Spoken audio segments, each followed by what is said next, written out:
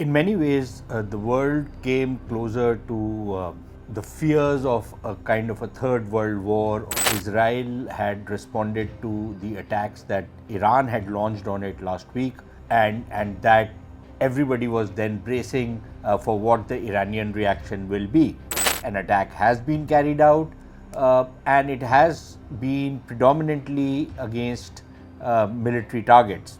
The response from Iran has been pretty muted. Iran was to start notching up the tensions in the region beyond what they already are.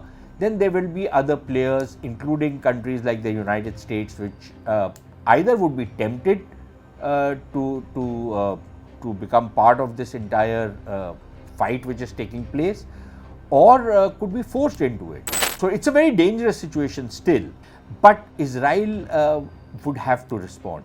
There was simply no way out. The sentiment had turned in favor of the Iranian authorities, that at least somebody is willing to take on the might of the Israelis.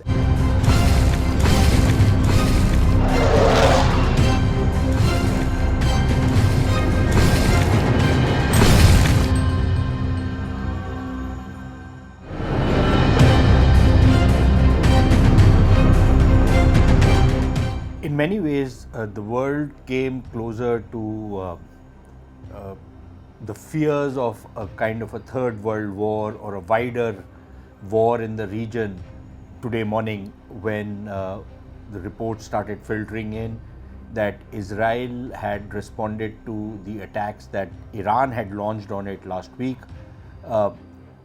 and that everybody was then bracing for what the Iranian reaction will be. The Israeli attack came in response to a massive barrage of drones, ballistic and cruise missiles that Iran had launched against Israel. And in response, from initial reports, it seems that Israel has targeted some 7 odd cities and targets in Iran. The reports are still sketchy. There isn't much coming out, either from the Israeli side or from the Iranian side, but it is very clear that an attack has been carried out, and it has been predominantly against military targets.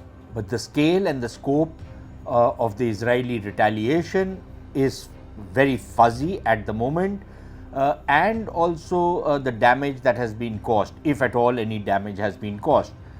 Now, Iran had been issuing blood-curdling warnings from every possible forum that if the Israelis dared to attack Iran, then they would rain hell on Israel, that they would deploy missiles against Israel which are far more modern and which would not be susceptible to the Israeli air defense systems, the famed Iron Dome and the Arrow and other systems that the Israelis had, which had blunted the last attack that Iran had launched on Israel. They have been threatening a kind of a retaliation which Israel could not afford, and the world was actually bracing itself that if Israel does attack against all the advice and appeals of restraint that were being made on Israel, if Israel decided that it had to retaliate to Iran's provocation, then everybody was wondering how things would unfold in the region and perhaps in the wider world. But what has happened is that after the Israeli attack, the response from Iran has been pretty muted. The initial reaction from the Iranian side has been that there was no attack launched, or that okay, something happened but no damage has been caused, Iran's nuclear infrastructure remains intact, and there's virtually nothing which has happened.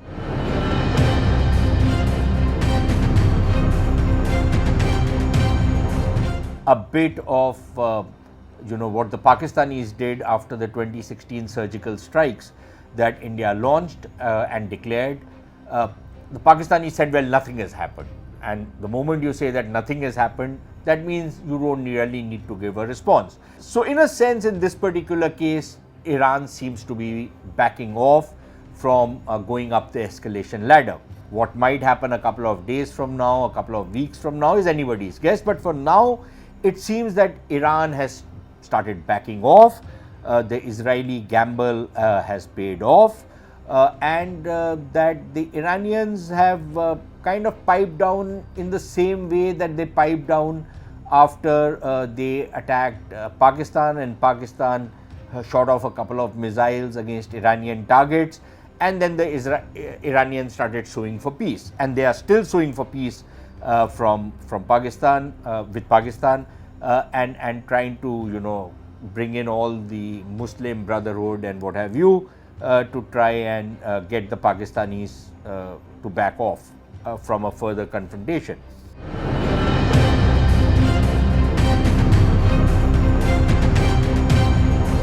So clearly, I think if the second round of exchanges between, or if you will, the third round, because in some ways Israel started this entire fracas, if it can be called that, by targeting an Iranian establishment. It wasn't a diplomatic establishment actually, it was more of a command center, not a consulate in Damascus, which the Israelis had attacked, because the Israelis claimed that it was a center which was used to coordinate and direct attacks against Israel. In response to that, Iran launched its missiles and drone attack on Israeli territory, the first time that a country had actually attacked Israel in many years, in many decades in fact.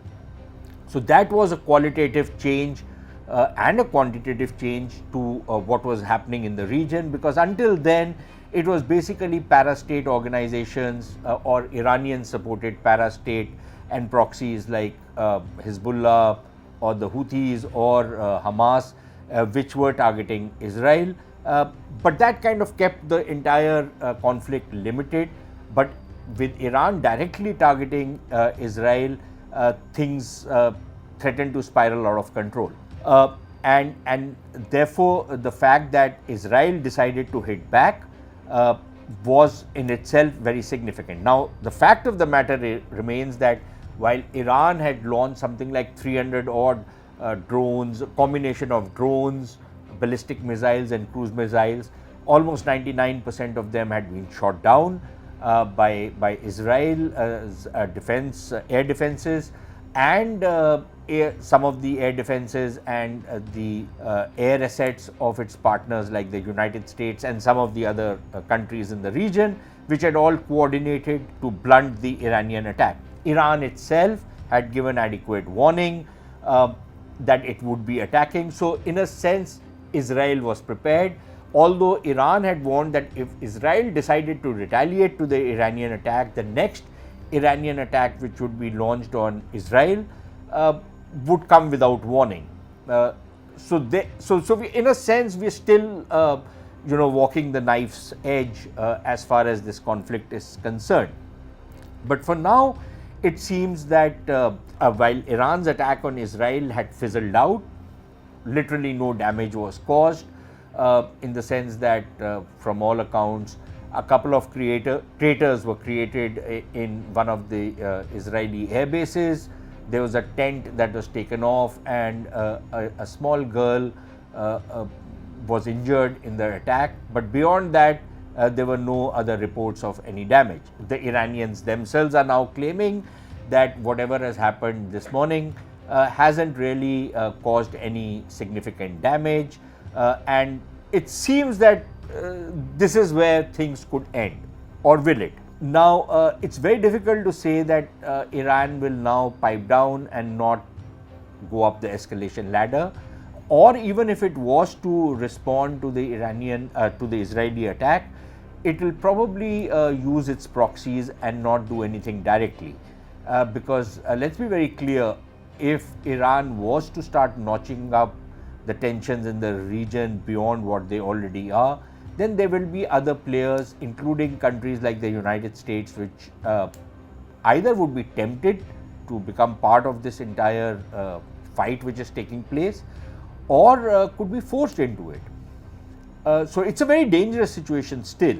But frankly, the fact of the matter remains that in many ways, despite the fact that the Iranian attack did not cause any great damage in Israel, Israel would have to respond.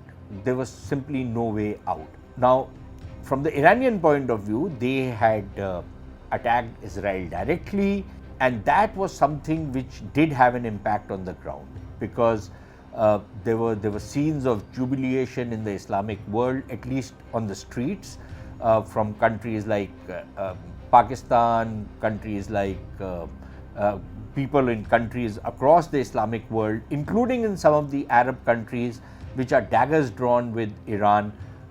The sentiment had turned in favor of the Iranian authorities, that at least somebody is willing to take on the might of the Israelis and, of course, their patrons in the West.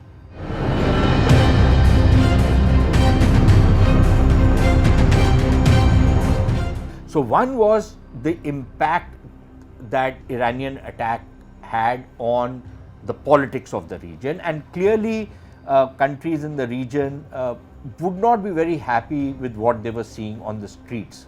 And there was definitely a desire that Iran needed to be pulled down a notch or two, and who could do it better than Israelis themselves. So one was that particular factor. The second factor was that for Israel, it created a very difficult dilemma. Now, everybody knew that if Israel decided to retaliate, there would be significant risks involved in the kind of escalation dynamics that would come into play, and those risks continue to stand out right now as we speak. But not retaliating was even more dangerous for Israel, almost suicidal, I would say. The reason for that was that by not responding, it would be seen as a sign of weakness in the kind of region in which Israel exists. And that would leave Israel open to more such attacks in the future. Now, there is always a possibility that there will be more such attacks in the future, and that deterrence is under grave strain, might even be breaking down. And the real challenge for Israel is not that it has responded to what Iran has done, and has done a very carefully calibrated, calculated retaliation, but the fact that deterrence is breaking down. And how do you re-establish deterrence? Now, frankly speaking, deterrence has been breaking down for quite some time in the Middle East. The fact that despite Israeli retaliation against groups like the Hamas, against Hezbollah, against any number of other terror groups, they've always come back to attack the Israelis again. They haven't been really deterred from attacking Israel. And now, if you have a similar dynamic play out with, say, a country like Iran, the danger levels have increased manifold. And that is something that everybody needs to be very clear about. But the fact of the matter remains that Israel had to very carefully calibrate its retaliation to ensure that they could deliver the message to Iran. They could show that Iran was very vulnerable to Israeli attacks, direct attacks, and they had to do it without setting the world on fire. They might just have pulled it off. We don't know. It's early days yet. But they might just have pulled it off. Now, it is also very clear that what the Iranians did when they launched that barrage against Israel wasn't just a symbolic move.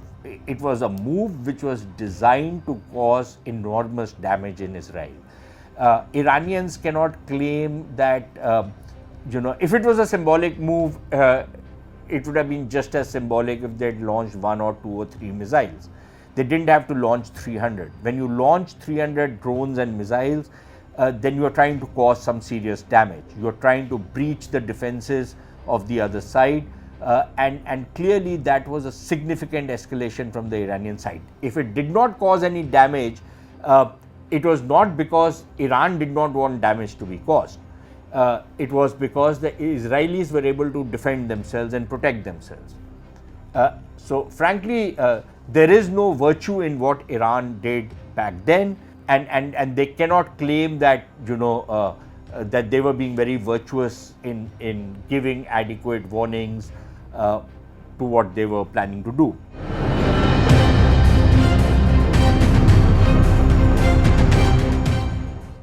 But the fact of the matter remains that the entire region, and to some extent the entire world, because a lot of the global economy is linked to what happens in the Middle East, is on a knife's edge. Will this matter die out here and we'll go back to the old template of para-state organizations launching these small attacks and Israel responding likewise?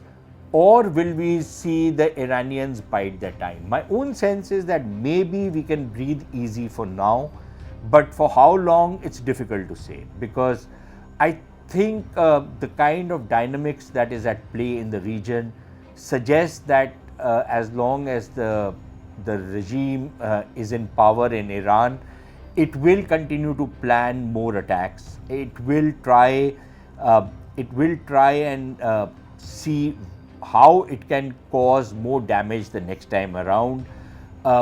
They will be trying to prepare for the next round, both sides, not just the Iranians but even the Israelis and perhaps some of their allies as well. So for now maybe we can all breathe easier, but frankly this is a region which is literally sitting on incendiary material which could blow up any time. Whether either of the sides will start backing off, there can be some kind of reconciliation or some kind of accommodation, some kind of modus vivendi worked out so that things remain under control. It's difficult to say. In any case, things do not remain under control for very long. Things always tend to spiral out of control. We might see a certain improvement in relations as we were seeing before the October 7 attacks between Israel and some of the Arab states, but Iran remains a standout. Iran is aspiring for the leadership of the Islamic world with its policies towards Israel to project itself as the leader of the Islamic world, and that's not something that is going to go down well with the other Islamic states in the region. So I'm not very sanguine about security and stability in the region for very long, but for now at least I think the immediate danger of a wider war, even a third world war breaking out from the Middle East seems to have receded into the background.